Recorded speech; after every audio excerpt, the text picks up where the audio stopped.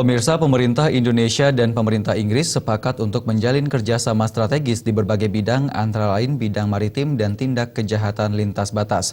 Kesepakatan ini lahir saat kunjungan Perdana Menteri Inggris terpilih David Cameron ke Istana Merdeka Jakarta.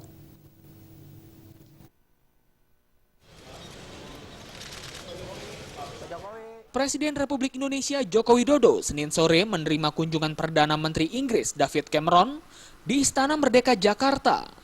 Kunjungan ini merupakan kali pertama David Cameron ke Indonesia, khususnya di luar wilayah Eropa, setelah terpilih untuk kedua kalinya sebagai Perdana Menteri Inggris. Dalam kunjungannya kali ini, Cameron juga memboyong sejumlah pengusaha Inggris ke Indonesia.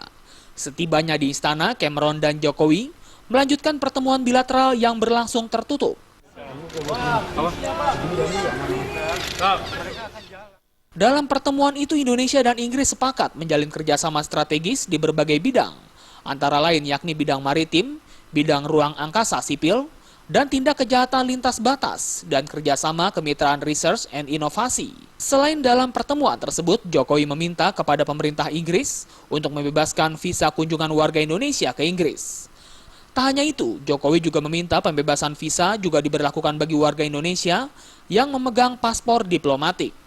Beberapa hal yang dibahas dalam pertemuan bilateral itu antara lain permintaan bagi pembebasan visa kunjungan wisata bagi warga negara Indonesia.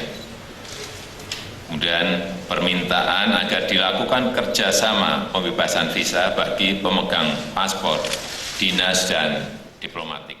Rencananya, Selasa 28 Juli 2015, kedua negara akan melanjutkan kesepakatan kerjasama ini, khusus yang berkaitan dengan bisnis.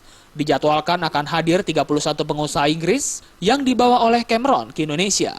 Dari Jakarta, Vina Simanjuntak dan Wayan Agus melaporkan.